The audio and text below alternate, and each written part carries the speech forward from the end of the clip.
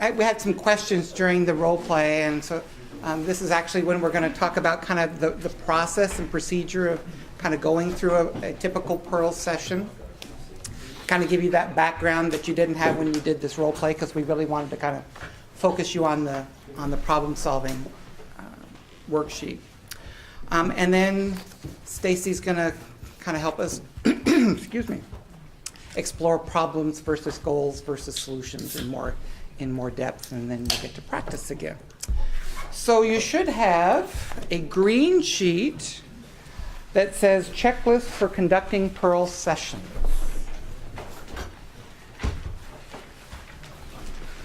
That's it. Yes. Soothing green, mint green, sherbet green. It's not jade green, that's too dark. Sherbet green.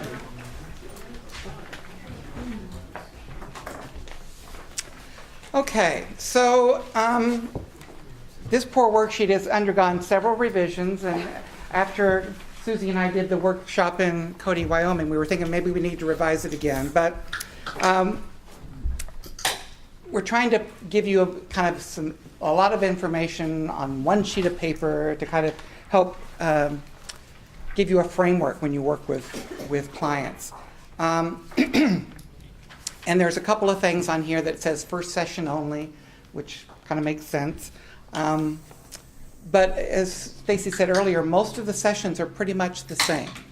So when you first meet with a client, whenever that is, obviously you want to introduce yourself and kind of explain what Pearls is about. You know, it's a treatment program for people who are having problems, having depression, whatever kind of words may fit. But then it's also helpful to give them kind of an overview of what the process will be. So again, 8 visits over about 5 to 6 months. Generally, sessions are about an hour, again, depending on your agency and your structure. You know, when you first have any first session, I shouldn't say when everybody does this, I do this anyway. When I have a first session, it's usually, you take some time to kind of get to know the person, they're getting to know you, it's a little more conversational. Do all those things that you normally do to kind of help establish rapport and build a therapeutic relationship. Now, the drawback is some clients are kind of real talkers. Once you get them, you open the floodgates, it's hard to rein them back in. So that's, it's a trade-off, it's a balance. So you have to use your skills to kind of refocus them and pull them in a little bit. Sessions are weekly, bi-weekly, monthly, we talked about that. Really indicate and let them know that we're really focusing on you're teaching them problem-solving skills. That's what the focus of the work's going to be about. You're going to take one problem a week, and that you're also going to then have them do pleasant events and social and physical activation. Things like we've said before, you really want to emphasize that the focus is on doing rather than feeling, because they'll start to feel better. You're not going to be a shrink. You're not going to explore their relationships with their mother and ambivalent father and all that kind of stuff. Not that there's not a good place for that, but it's not Pearls. And a lot of people is like, I don't want to do all that stuff. I don't have touchy-feely, stuff. That's not me. Great. That's not what Pearls is.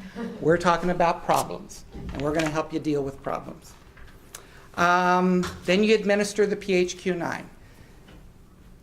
I think everybody varies. Some people call it the PHQ-9. Our colleague Carl never calls it the PHQ-9. He just says it's the 9 questions. Because most people don't know what PHQ-9 is and could care less.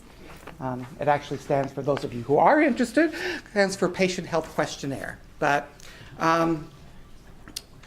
it's also helpful to talk about that there are symptoms. And these symptoms that they have, whether it's sleep or appetite problems or the mood they're having, those are signs and indicators of depression. And it's like similar to the symptoms that you'd have with the flu, or a cold. Stuffy nose, itchy eyes, cough. So are the things, the 9 questions, indicators of symptoms that they might have. And then talk about the principles of pearls. And there are three main principles of pearls. Now, let me do a quick aside here. There's a lot of information on this sheet.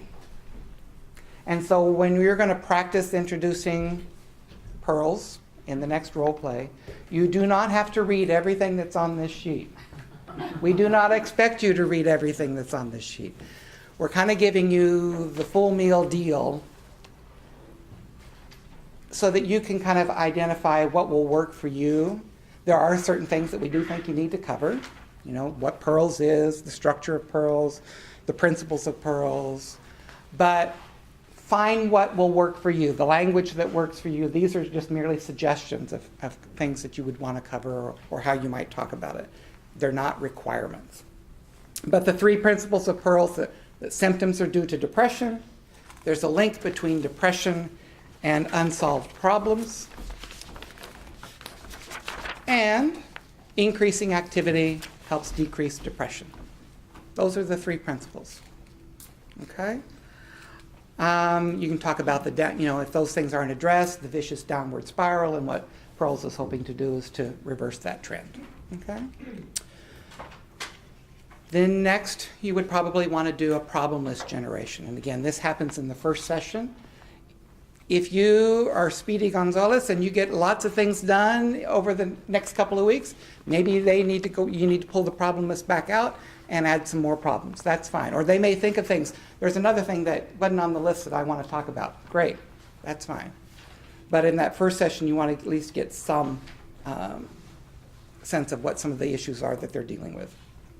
And then you tell them there's 7 steps to this problem-solving approach.